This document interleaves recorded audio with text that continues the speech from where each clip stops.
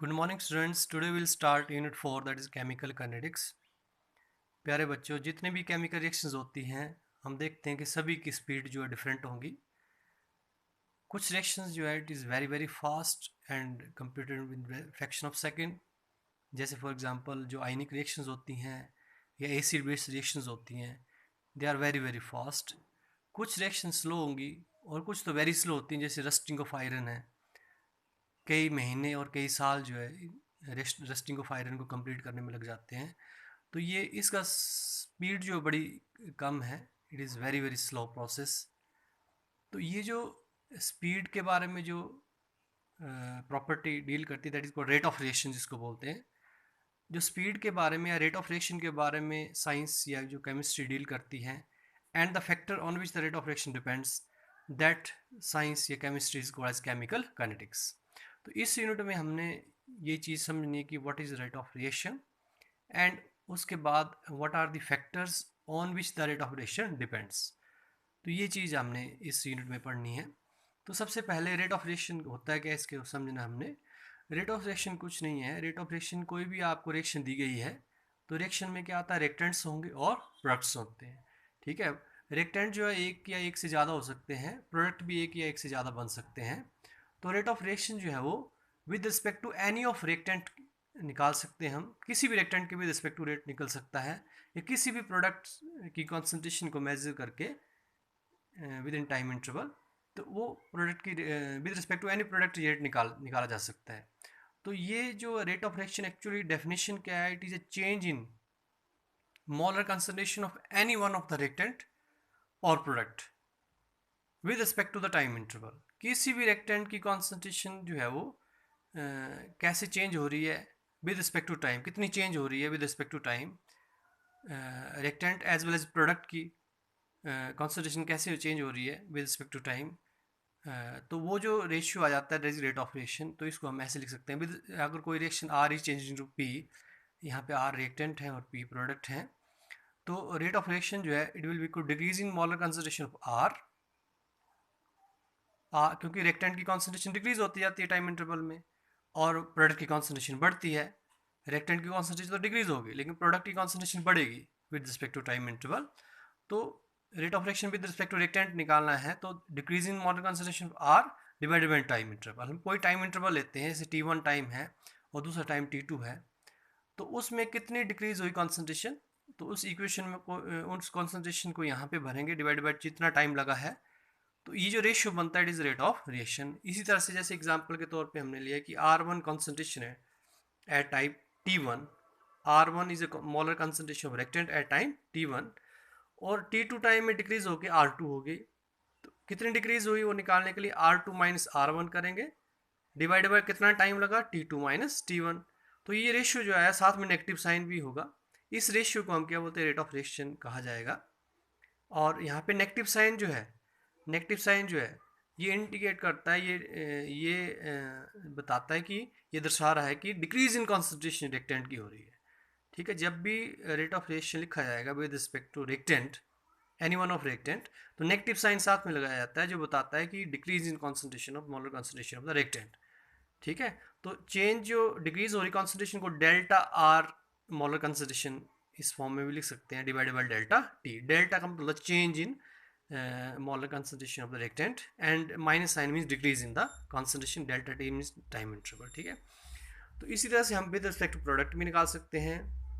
Suppose P1 is concentration of product, any product at time T1, and P2 जो उसकी concentration बढ़ के P2 होगी at time T2, then rate किसके बराबर हो जाएगा, P2 minus P1, that is increase in concentration divided by time interval, that is T2 minus T1। तो इसको ऐसे भी लिख सकते हैं, delta P divided by delta T। तो ग्राफिकली हम इसको जैसे विद रिस्पेक्ट टू रिएक्टेंट की बात करें, तो ग्राफिकली अगर आपने इस एवरेज रेट या इस रेट को दिखाना तो ऐसे हम दिखाएंगे। ग्राफ जब प्लॉट करेंगे हम टाइम लेते हैं, टाइम इंटरवल लेते हैं 10 सेकेंड या मिनट या 20 30 40 50, इस तरह से टाइम लेंगे रिएक्शन का, और इस तरफ लेंगे मोलर कंसंट्रेशन ऑफ आर। बड़ी ब्रैकेट में आर का लिखना means molar concentration of R, that is reactant. ठीक है, हम सपोज हम एट टाइम T1 है तो उस टाइम कंसंट्रेशन मेजर करते हैं तो वो आ जाती है R1 आ रही है। T2 टाइम में कॉन्सेंट्रेशन आ रही है R2, ठीक है। तो ये कॉन्सेंट्रेशन ग्राफिकली यहाँ से निकाली जा सकती है, और टाइम इंटरवल यहाँ से पता लगेगा कौन से टाइम इंटरवल की है। तो जब यहाँ पे पुट करेंगे तो वो बन जाएगा rate of reaction, that is called average rate of the reaction. तो आपको कोई भी एक्सप्रेशन दी गई है, कोई भी रिएक्शन दी गई है, उसकी बैलेंस्ड इक्वेशन लिखी गई है, तो उसमें रेट ऑफ रिएक्शन की एक्सप्रेशन कैसे लिखेंगे ये आपको पता होना चाहिए। मैंने पहले भी बताया कि रेट जो है विद रिस्पेक्ट टू रिएक्टेंट भी निकाल सकते हैं और विद रिस्पेक्ट टू प्रोडक्ट भी निकाल सकते हैं, किसी भी रिएक्टेंट के। जैसे दो रिएक्टेंट है तो NO के विद रिस्पेक्ट टू भी रेट निकल सकता है, O2 में के विद रिस्पेक्ट भी निकल सकता है, NO2 जो है उसके विद रिस्पेक्ट टू भी निकाला जा सकता है। तो एक्सप्रेशन कैसे होगी, rate of reaction is equal to, negative sign यहाँ पे लगाया गया है क्योंकि ये विद रिस्पेक्ट टू NO लिख रहे हैं, delta NO molar concentration divided by delta T। लेकिन जो इसका स्टोइकियोमेट्रिक कोएफिशिएंट होता है उससे डिवाइड करते हैं, ये बनता है रेट ऑफ रिएक्शन, ठीक है। जो बैलेंस केमिकल इक्वेशन होगी तो उसमें जो स्टोइकियोमेट्रिक कोएफिशिएंट दिया होगा किसी भी रिएक्टेंट का चाहे प्रोडक्ट का जो भी होगा उससे डिवाइड किया जाएगा, तो ओवरऑल वो बनता है रेट ऑफ रिएक्शन, ठीक है। जैसे यहाँ पे स्टोइकियोमेट्रिक कोएफिशिएंट 1 है तो यहाँ पे 1 आ गया, तो यहाँ एज इट इज लिखा गया है, ठीक है। तो minus delta molar concentration O2 divided by delta T, it is a rate of reaction with respect to O2, होंगे सेम ही ये दोनों, ठीक है। अगर विद रिस्पेक्ट टू प्रोडक्ट निकालना है तो इट विल बी 1/2 मीन्स 1/2 क्यों आए, क्योंकि 2 जो यहाँ पे स्टोइकियोमेट्रिक कोएफिशिएंट है तो 1/2 इंटू डेल्टा, सॉरी यहाँ पे delta NO2 molar concentration divided by delta T। तो ये एक्सप्रेशन होगी that is rate of reaction for this chemical reaction. तो किसी का भी कॉन्सेंट्रेशन को हम एक्सपेरिमेंटली मेजर कर सकते हैं और रेट ऑफ रिएक्शन को निकाल सकते हैं। NO की कॉन्सेंट्रेशन जो कम होती जाएगी और डेल्टा T में कितनी कम हुई है वो निकाल के यहाँ पे भर देंगे, और साथ में 2 भी आएगा, कोई स्टोइकियोमेट्रिक ऑप्शन 2 है। तो ये जो ओवरऑल जो ये वैल्यू कैलकुलेट करेंगे that will be rate of reaction. अगर O2 के भी रिस्पेक्ट भी निकाल सकते हैं और NO2 के भी रिस्पेक्ट भी रेट ऑफ रिएक्शन निकाला जा सकता है, ठीक है। लेकिन अगर आप यहाँ पे डिवाइड बाई 2 है, यहाँ पे भी डिवाइड बाई 2 है क्योंकि स्टोइकियोमेट्रिक कोएफिशिएंट यहाँ पे 2 है दोनों के। तो अगर आप ये पूरा जो it is actually rate of reaction, लेकिन अगर इस 1/2 को हटा दें तो ये जो क्वांटिटी बन जाती है it is called rate of disappearance of NO, ठीक है। It is a rate of disappearance of NO। तो इसको अगर हाफ कर दे that is rate of reaction, ठीक है। तो इस चीज़ को आप समझेंगे। तो आगे ये न्यूमेरिकल लिया है, इस डेफिनेशन को समझने के लिए हमने न्यूमेरिकल लिया है। For reaction 2A is into P, the concentration of A decreases from 0.5 mol per liter to 0.4 mol per liter in 10 minutes। 10 minute में ये डिक्रीज होती है।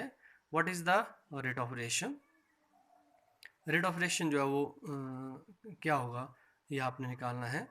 तो 10 मिनट्स को पहले तो सेकंड में बदल लिया, कन्वर्ट कर लिया, तो T is equal to 600 second बन गया।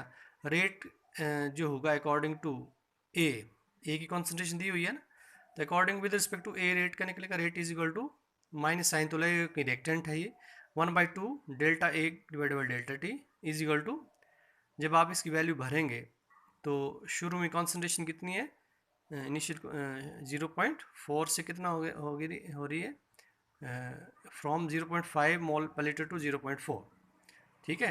तो 0.4 माइनस 0.5, ठीक है, डिवाइड बाय ये आ गया सेकेंड 1600 डेल्टा T आ गया। तो जब ये कैलकुलेट करेंगे तो ये माइनस ऊपर आएगा, माइनस में प्लस हो जाएगा, तो ये ओवरऑल रेट जो है वो ये कैलकुलेट करके आप लिख सकते हैं, दैट इज़। लेकिन इसके बाद ये एवरेज रेट निकल गया, ठीक है। इसके बाद इंस्टांटेनियस रेट क्या होता है और एवरेज रेट और इंस्टांटेनियस रेट में क्या डिफरेंस है, इसको समझने के लिए सबसे पहले पता होना चाहिए रेट ऑफ रिएक्शन जो होता है एक्चुअली ये डिपेंड करता है कॉन्सेंट्रेशन ऑफ रिएक्टेंट पे, आगे पढ़ेंगे इसके बारे में। पहला ही फैक्टर है कि rate of reaction depend upon the concentration of the reactant, क्योंकि जित कॉन्सेंट्रेशन अगर बढ़ जाएगी तो रेट ऑफ रिएक्शन भी बढ़ता है, अगर कॉन्सेंट्रेशन कम हो जाएगी तो रेट ऑफ रिएक्शन कम हो जाता है। लॉ ऑफ मास एक्शन भी आप पढ़ते हैं, +1 में पढ़ा है। तो यहाँ पे क्योंकि शुरू में T1 में कॉन्सेंट्रेशन जो है वो थी R1, लेकिन T2 टाइम में कॉन्सेंट्रेशन R2 होगी, तो ये काफ़ी चेंज होगी कॉन्सेंट्रेशन रिएक्टेंट की, तो इस रेट भी चेंज हो जाएगा। तो जो बड़ा टाइम इंटरवल है उसमें रेट निकालना जो है, जैसे एवरेज रेट जो निकलता है डेल्टा T जो है काफ़ी बड़ा टाइम इंटरवल होता है ये, तो इसके विद रिस्पेक्ट टू रेट निकालना जो है वो ठीक नहीं है, क्योंकि शुरू में R1 जब कॉन्सेंट्रेशन थी तो रेट कुछ और था, R2 कॉन्सेंट्रेशन होगी, डिक्रीज होगी इतनी ज़्यादा, तो फिर रेट जो डिफरेंट हो जाएगा, क्योंकि rate of reaction depends upon the concentration of the reactant. तो इसलिए जो एवरेज रेट जो है ये निकालना सही नहीं है, क्योंकि जितना टाइम इंटरवल दिया गया है, जितना ज़्यादा वो टाइम इंटरवल होता है, उस टाइम में रेट जो है चेंज हो जाता है।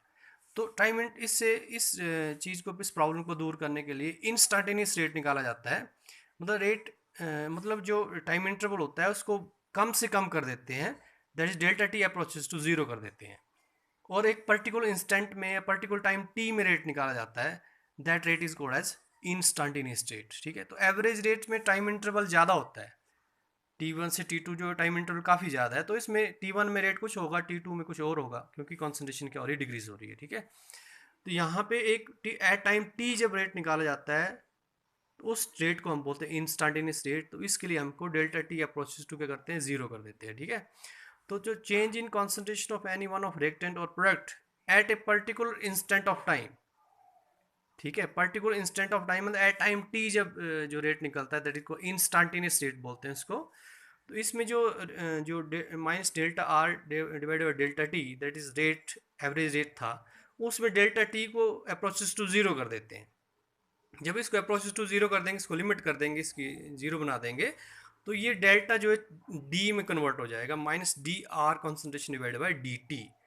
डेल्टा होता है लार्ज चेंज, और डी जो है denote the very small change in concentration. ठीक है, तो ये जो रेट है, ये एक्सप्रेशन जो बनेगी, ये किसके लिए होगी, इंस्टेंटेनियस रेट के लिए होगी। तो इसको एक्सपेरिमेंटली निकालने का तरीका ये ही है कि अगर आप टाइम लेते हैं एक्स एक्सिस में और आर कॉन्सेंट्रेशन और टाइम के बीच में ग्राफ प्लॉट करते हैं, तो ग्राफ जैसे मैंने पहले बताया इस तरह से ये ग्राफ आता है, ये देखिए ग्राफ आ गया, डिक्रीज होती है कॉन्सेंट्रेशन। तो अगर आपने सपोज टी टाइम में रेट निकालना है, तो टी टाइम के विद रिस्पेक्ट टू ग्राफ में पॉइंट पी लेते हैं और उस पॉइंट में टेंजेंट ड्रॉ करते हैं, ए बी देखिए ड्रॉ की हुई है, और slope of this tangent actually rate होता है इंस्टेंटेनियस रेट। इंस्टेंटेनियस रेट क्या होता है, इसकी स्लोप निकाली जाती है। ठीक है, तो ये R instantaneous is equal to minus d R divided by d T, it will be minus slope, यहाँ पे माइनस साइन दिखा रहा है कि it is decreasing concentration of reactant. इस तरह से जो प्रोडक्ट होता है उसका ग्राफ ऐसे आएगा, तो उसमें भी इस टेंजेंट निकाली जाती है। लेकिन रिएक्टेंट का हमने एग्जांपल लिया है, तो ये स्लोप जो होगी ये एक्चुअली किसके बराबर आएगी, O A divide by O B, tan theta होती है स्लोप। तो ये जो ट्राइंगल बनेगी, इसकी टेन थीटा निकाला जाएगा, O A divide by O B, and it will be instantaneous rate होगा, एक्सपेरिमेंटली डिटर्मिनिंग होगा, क्योंकि एक्सपेरिमेंट करके निकाल रहे हैं कॉन्सेंट्रेशन को, मोलर कॉन्सेंट्रेशन रिएक्टेंट की हम मेजर करेंगे एक्सपेरिमेंटली एट डिफरेंट टाइम, और फिर ग्राफ प्लॉट करेंगे बिटवीन टाइम एंड रिएक्टेंट। ठीक है, वो ग्राफ जो आएगा, उस ग्राफ में कोई भी टाइम टी है में अगर आप रेट निकालना चाहते हैं, तो उसके करस्पॉन्डिंग पॉइंट पी लेंगे ऑन द ग्राफ, और उस पी पॉइंट में टेंजेंट ड्रॉ करेंगे। वो जो टेंजेंट होगी उसकी जो स्लोप है, that slope will be instantaneous rate. तो it is a method for measuring the instantaneous rate. तो एवरेज रेट निकालने का तरीका तो मैंने ये आपको यहाँ पे पहले डिस्कस कर लिया। ठीक है, यहाँ पे एग्जांपल दिया गया है, एक और न्यूमेरिकल लिया हमने, for elementary reaction 2a plus B give rise to 3c, the rate of appearance of C का बनना, उसका रेट दिया गया है at time t is given, ये है rate of appearance of C है ये 1.3 इंटू 10⁻⁴ मोल पर लीटर पर second. Calculate the rate of disappearance of A at time delta T, and rate of reaction निकालना है इसका।